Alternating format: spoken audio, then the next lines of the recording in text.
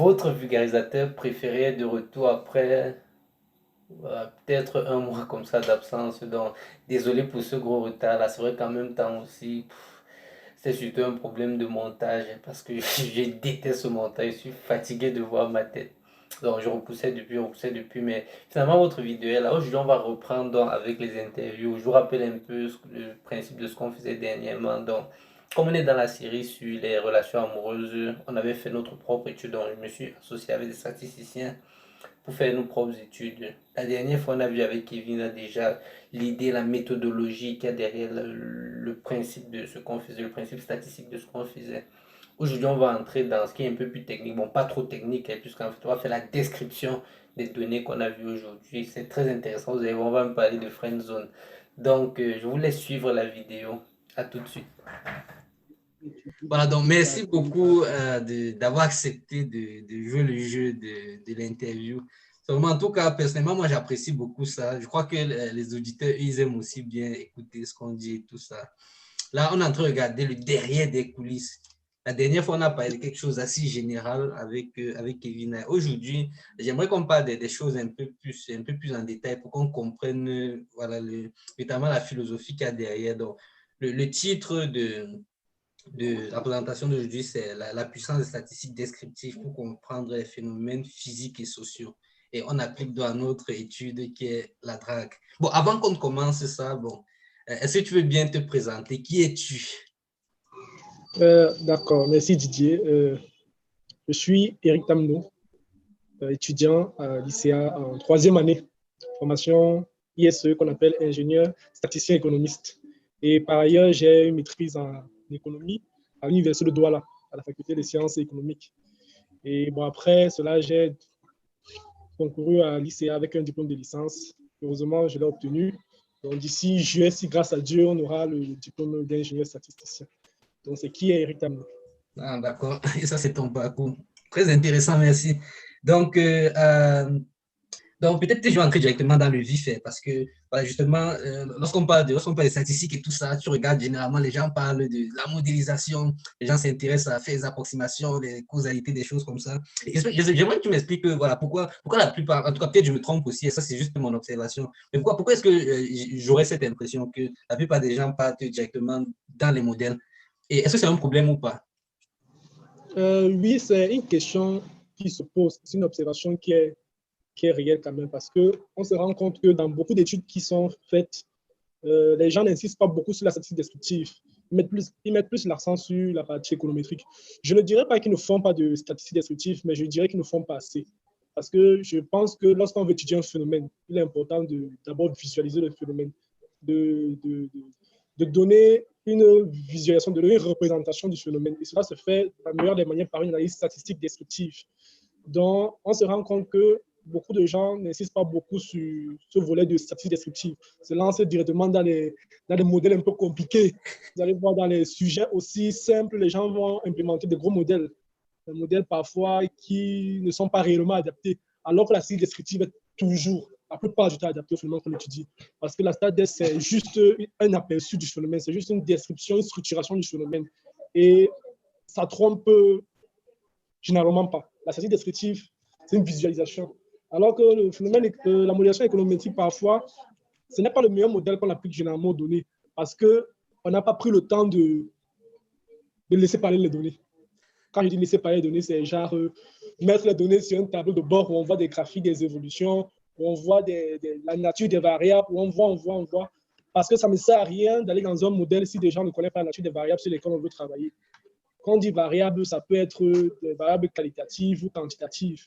Vous voyez, les gens vont généralement, dans le domaine de la médecine où j'ai un peu eu de l'expérience, les gens vont essayer d'appliquer les modèles de régression linéaire sur les variables qualitatives, ce qui n'a pas de sens. Donc, parce qu'on n'a pas fait une structuration des données, on n'a pas fait une visualisation de la base de données, qu'on se perd dans certaines choses. Donc, je me dis que je pense que l'analyse descriptive est une partie réellement très essentielle pour toutes les études. Vous allez voir que maintenant, dans les articles qui sont classés, ce sont des articles très simples où la modélisation n'intervient que pour renforcer l'analyse descriptive. Mais de nos jours, on se rend compte que c'est plutôt l'analyse descriptive qui vient confirmer l'analyse économétrique, ce qui ne doit pas être le cas.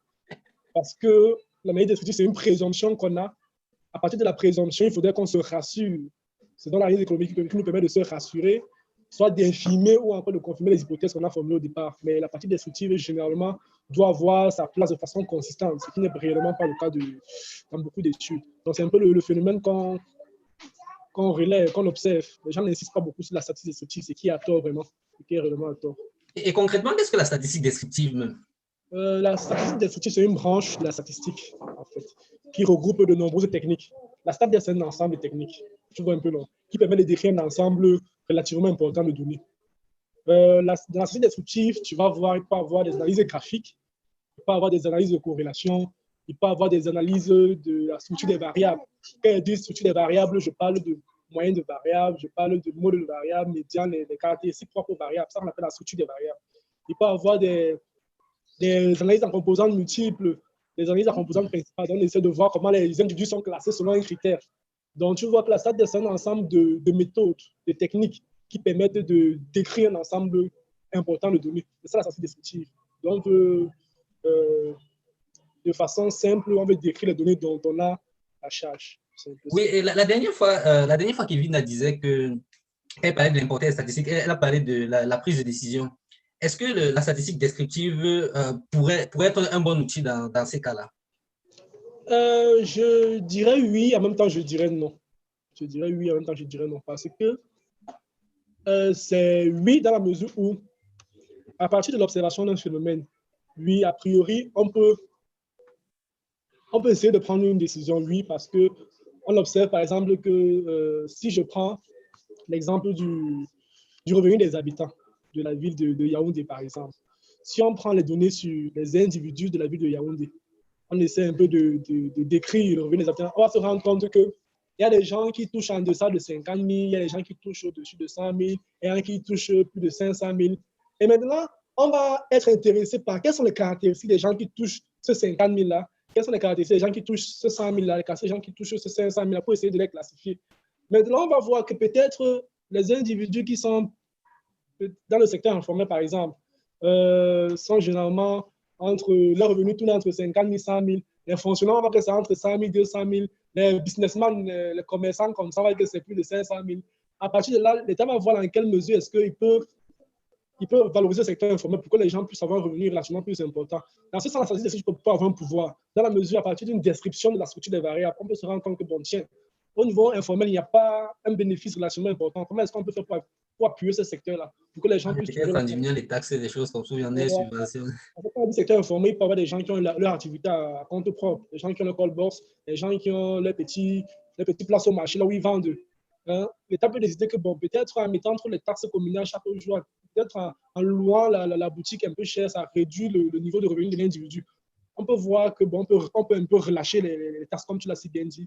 On peut voir comment on peut circonscrire l'activité-là, apporter un soutien, de telle sorte que le revenu soit plus prépondérant. Donc, dans cette mesure, la description des variables peut nous permettre de prendre certaines décisions. Tu vois un peu non. Mais maintenant, je dis non dans la mesure où ça ne suffit pas. Ça ne suffit pas. Parce que si l'économétrie existe, c'est bel et bien pour une raison. Parce qu'on s'est rendu compte qu'il y a des limites de la statistique descriptive. Parce que la description nous donne une présomption de ce qui se passe. Mais derrière la présomption, ça peut ne pas être le cas. Tu vois un peu, non? On va te dire que l'individu qui est du secteur informel touche 100 000.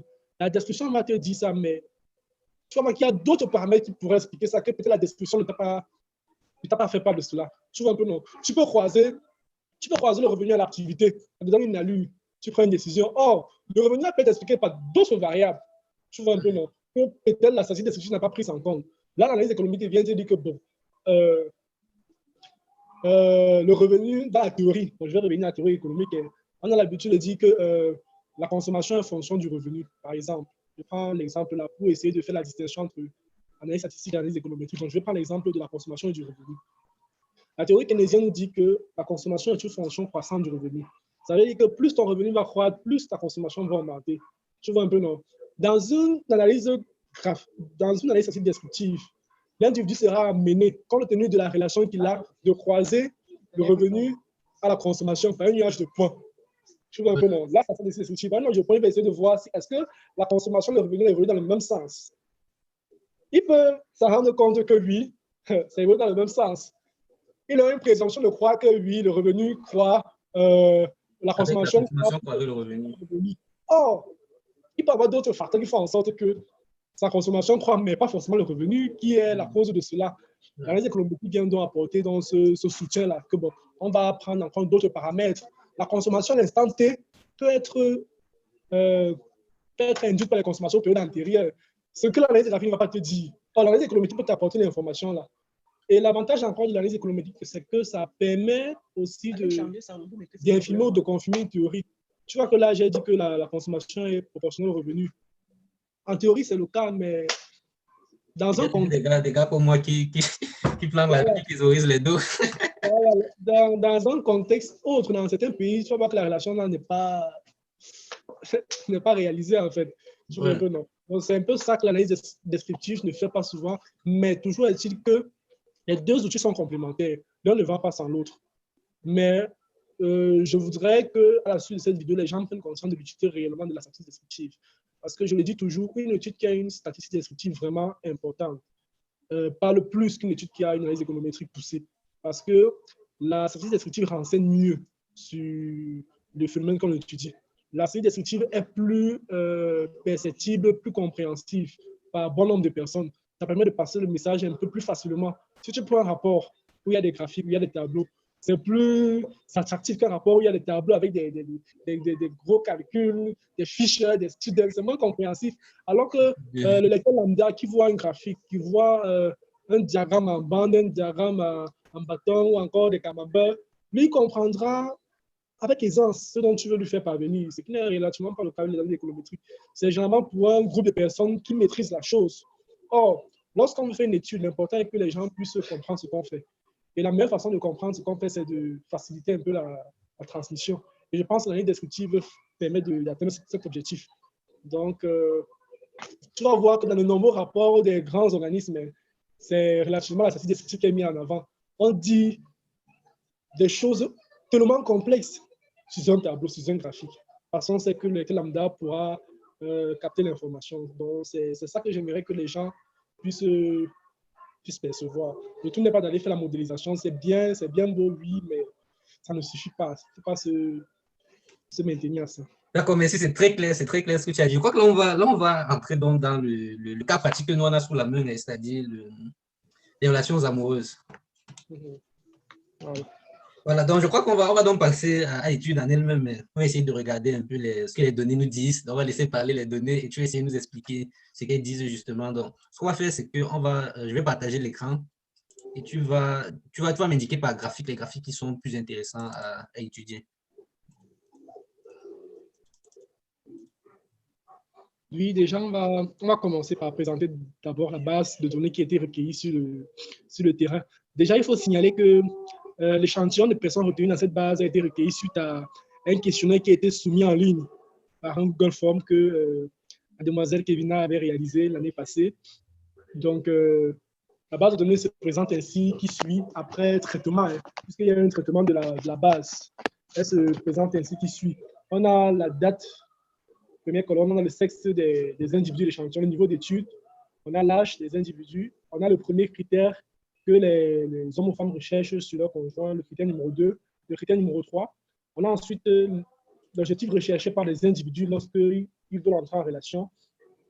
Est-ce que les uns et les autres, lorsqu'ils sont en relation, est-ce qu'ils communiquent réellement les sentiments? Et ensuite, on a le style de personnes recherchées par les hommes ou les femmes. On a aussi la question qui pose sur le motif de refus généralement des relations. Quels sont les motifs qui font en sorte que les individus, hommes ou femmes, arrêtent la relation à un moment donné? Et aussi, on a mis la question sur la friend zone, qui est ce qu'on dirait, lorsqu'on est dans une relation amicale, un des partenaires de l'amitié demande d'inclure déjà le sexe à l'intérieur. Donc, on aimerait percevoir le comportement des uns et des autres vis-à-vis de cela. Donc, c'est un peu comme ça que notre base a été constituée avec des questions qui reflètent, qu'on a jugé pertinentes, qui reflètent les comportements des individus lors de leur mise en couple.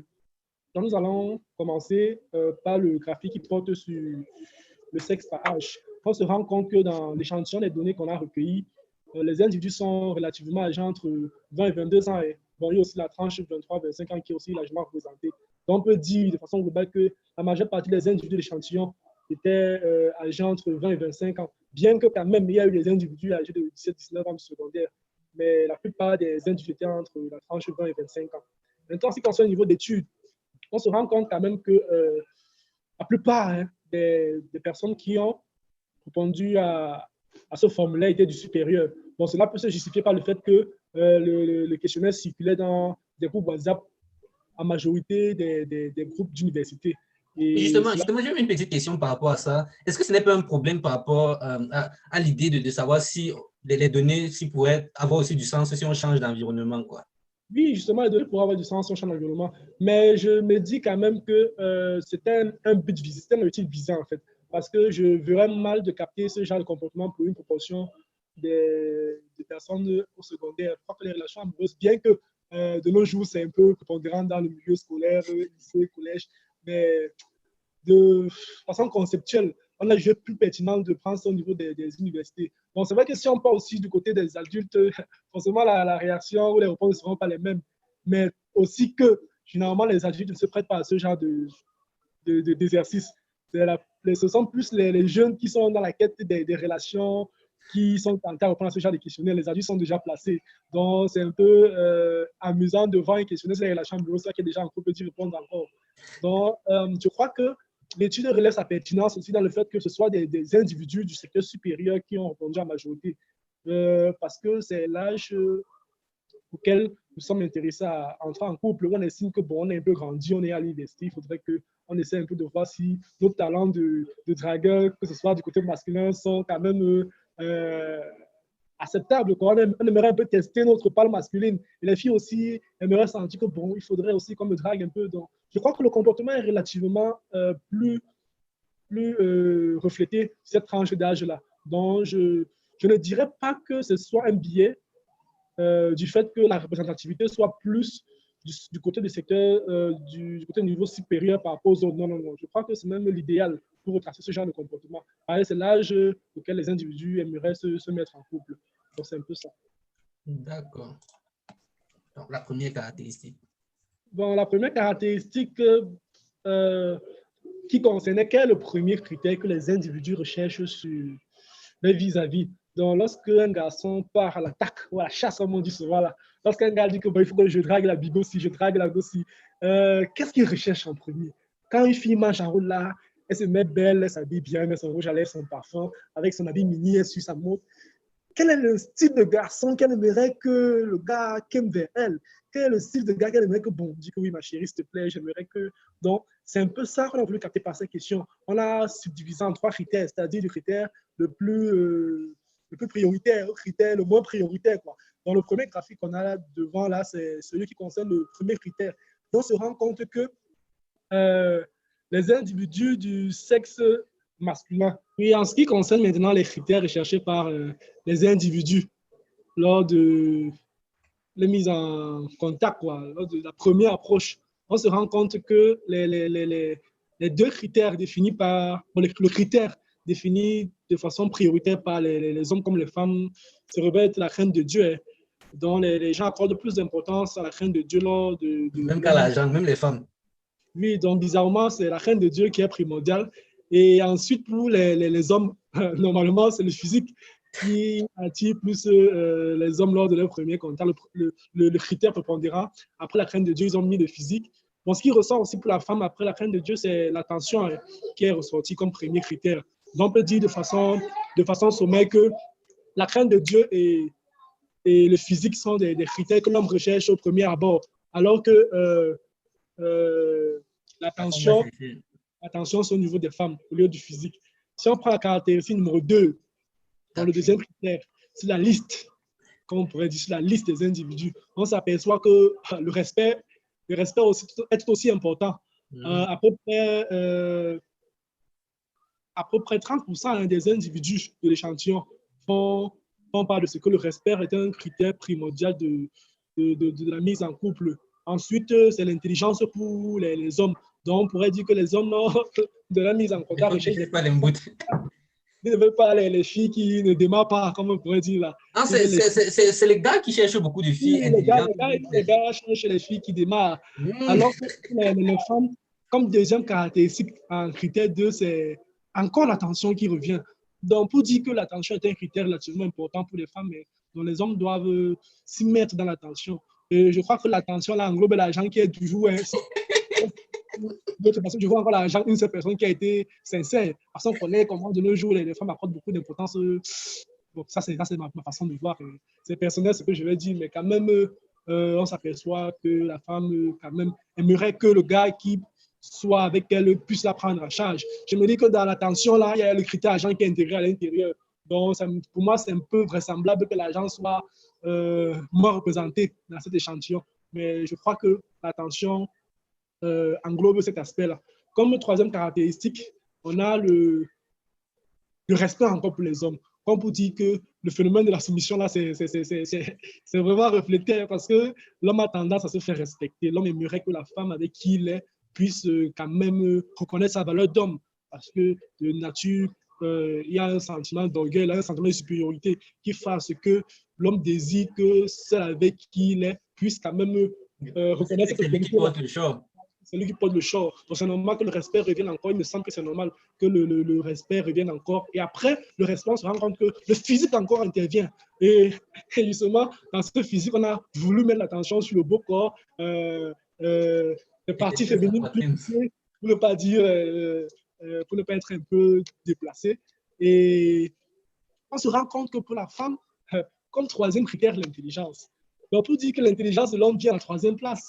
Donc, la femme aimerait d'abord que le gars soit attentionné. Après qu'il soit attentionné, elle aimerait que quand même l'intelligence puisse être reflétée à partir de leur conversation. Donc, comme j'ai dit tout à l'heure, je me rends compte que l'argent est encore moins représenté, même comme troisième critère, l'argent n'est pas toujours. Il y a quand même deux filles ici qui ont été honnêtes.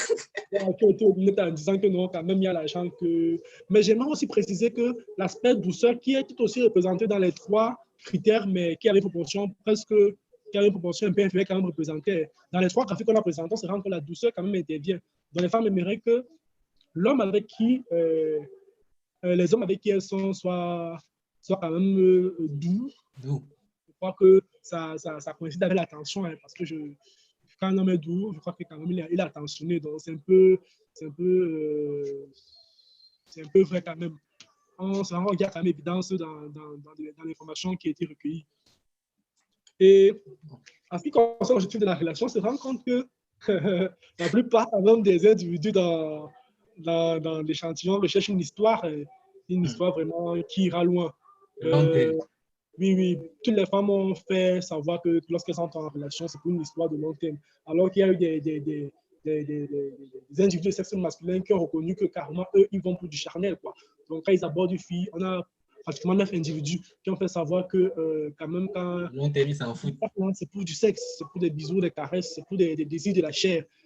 Bien que quand même une bonne proportion qui a fait savoir que l'histoire quand même au centre de leur recherche, l'histoire de long terme est au centre de leur prise de contact avec le vis-à-vis qui est la femme. Maintenant, on a essayé de voir un peu quel est le comportement des hommes qui recherchent le charnel. Dans les 9 individus là, quel est réellement leur comportement? Quels sont les critères qu'ils ont définis en amont? Puisqu'on a commencé par dire d'abord quels sont les critères que les hommes recherchent chez une femme lorsqu'ils sont en relation. Maintenant, on a posé la question de savoir quels sont les objectifs que les hommes recherchent dans la relation. Il y a 9 individus qui ont dit qu'ils veulent du charnel. Mais on était quand même intéressé de voir que bon, les individus qui veulent le charnel, là, quels sont les critères qu'ils ont définis en amont? On se rend compte que, bien évidemment, ces gens-là, 67% des 9 personnes recherchent le physique. Donc, pour dire que ça va dans le même sens, quoi. Donc, ils sont plus attirés par le physique. Et justement, comment il y a cette incohérence? Comment il peut y avoir 22% de crainte de Dieu là-dedans? C'est quand même beaucoup, et parmi ces 9-là. Justement, c'est ça dans le paradoxe de la croyance. Bon, si je peux dire de ma propre expérience, des causeries que j'ai avec des camarades ou encore des discussions que j'ai avec des individus, bien qu'il y ait la crainte de Dieu, l'homme est tenté par les désirs de la chair. Je vois un peu, non? Il est difficile parfois de se contrôler. Donc, je me dis que ça arrive à un moment où les hommes sont tentés par ce genre de choses, bien qu'ils aient une relation de proximité avec Dieu. C'est quand même différent que de dire que moi, je viens dans la relation parce que je cherche seulement... Voilà, c'est aussi ça. Oui, c'est aussi ça la complexité, c'est un peu paradoxal parce qu'on estime quand même que lorsque tu as la crainte de Dieu, lorsque tu as une relation, c'est parce que tu veux un long terme. Mais bon, il y a des comportements qui sont inexplicables et que bien quand je cherchais la raison, on ne trouverait pas. Donc, ce sont des choses qui sont propres à un individu. Ça relève du subjectif qui, généralement, ne peut pas être expliqué. Donc, c'est ce qu'on peut dire là-dessus. Maintenant, en ce qui concerne l'attirance, donc le concept d'attirance, on se rend compte que l'attirance en fonction de l'âge, il faut bien préciser cela. On se rend compte que les jeunes, pourquoi? Parce qu'on s'est rendu compte que c'est approximativement les individus âgés entre 20 et 25 ans qui ont répondu au questionnaire. On se rend compte qu'ils sont attirés par des individus de la même tranche d'âge. Et la plupart des individus qui ont répondu au questionnaire ont fait savoir qu'ils sont attirés par des individus qui ont relativement le même âge qu'eux. Et aussi, avec évidence, on s'aperçoit que les hommes recherchent généralement des femmes moins âgées qu'eux et les femmes recherchent des hommes plus âgés qu'eux. Donc, c'est ce qu'on peut retenir de graphique qui concerne l'attirance suivant l'âge des individus. En ce qui concerne le motif de refus, donc, lorsque après la prise de contact, quand la go a donné son numéro pour dire que bon, j'accepte d'être avec toi, on sait que quand elle donne le numéro, c'est qu'il y a une petite conversation qui est faite après. Que comme toi, c'est qui, quel est ta tribu, quel âge as-tu, quel niveau es-tu, d'où sors-tu, qu'est-ce que tu aimes, qu'est-ce que tu manges. Et suite à cette conversation, il y a soit une appréciation, soit une dépréciation. Il est bien vrai qu'au départ, le physique aurait primé dans la passation de numéro, mais elle peut s'apercevoir que bon, bien que le gars ait un charisme là, il n'a pas d'autres critères que je juge relativement importants aussi. Donc, c'est pour ça qu'on a voulu ressortir ici le motif de refus de la relation pour que, à l'avenir, les individus puissent savoir à peu près pourquoi est-ce qu'on les a barrés, quoi. On se rend compte que le comportement est, en majorité, la raison du refus des femmes et aussi des hommes. Le comportement prime. Donc, on se rend compte que l'aspect moral joue beaucoup dans la relation. Donc, il est primordial que la morale s'inscrive dans le processus de drague. Mais maintenant, je dirais aussi que c'est aussi subjectif, hein, parce que la morale dans une relation se définit selon les individus. Tu vois un peu, non? Il y a des individus qui aiment ceux qui sont agités, il y a ceux qui aiment ceux qui sont posés, il y a ceux qui aiment ceux qui sont... Donc, c'est aussi relatif, c'est aussi subjectif.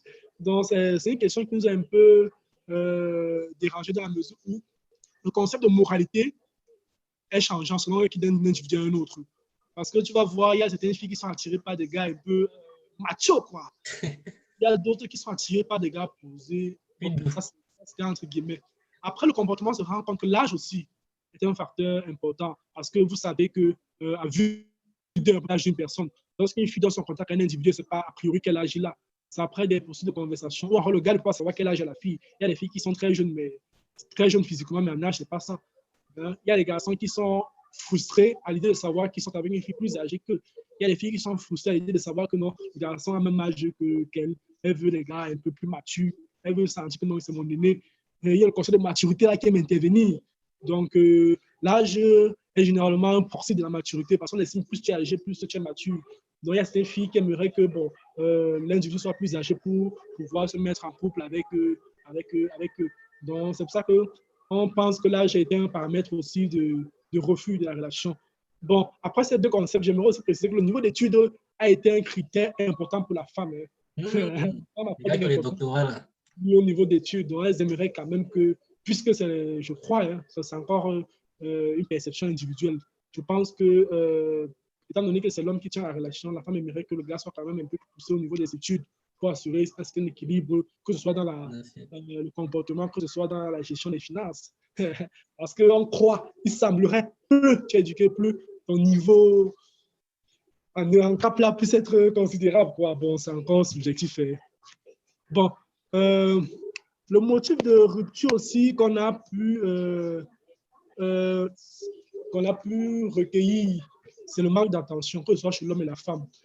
Bon, le motif de rupture, c'était genre dans la mesure où la relation a quand même un peu perduré, dans 3 mois, 4 mois. Qu'est-ce qui peut faire en sorte qu'à ce niveau-là, les gens arrêtent la relation? On se rend compte que c'est le manque d'attention, que ce soit pour l'homme et la femme. Après le manque d'attention, c'est les tromperies et violences qui apparaissent. Bon, c'est vrai que c'est moins significatif, mais quand même, après le manque d'attention. Oui, c'est les tromperies et violences. Mais il y a un individu qui dit une belle gestion des situations et comportement à longueur d'onde n'est pas le cas. Donc, il y a le comportement à longueur d'onde les gens ne sont pas dans la même longueur d'onde, de la mauvaise gestion des situations. Bon. Mais ce qui retient notre attention, c'est plus le manque d'attention. Donc, il faudrait être attentionnel dans, dans nos relations amoureuses. Bon, maintenant, il y a aussi le concept de friend zone qui prend un peu de l'ampleur dans les relations amicales. On se rend compte que les jeunes maintenant se livrent à ça. C'est-à-dire quoi? Deux individus qui ont une relation amicale de longue date, à un moment, un individu propose que dans cette relation, du sexe s'inscrive. On a voulu savoir quelle est la perception de celui, le vis-à-vis, celui à qui on propose cela. Et les réponses qui ont été données font état de ce que c'est prendre la distance qui était la meilleure solution. Donc, lorsque moi, qui suis garçon, j'ai une relation amicale avec une fille de longue date, et on m'a dit que, bon, Eric, comme tu vois là, je t'apprécie vraiment, je veux que, hormis notre relation amicale, on inscrive du sexe. Je dirais que ce que les Indiens ont répondu, c'est prendre la distance. Ou encore, arrêter l'amitié a été une réponse aussi. Donc, c'est un peu ce qu'on peut retenir de cette statistique descriptive.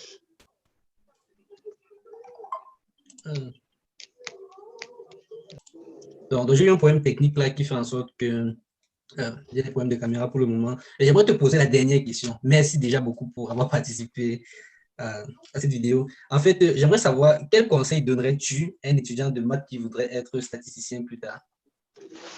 Tu sais, nous, avant de répondre à cette question, j'aimerais dire que c'est chacun qui défend sa chapelle. Donc, ça ne m'étonne pas que tu dis seulement les étudiants de mathématiques.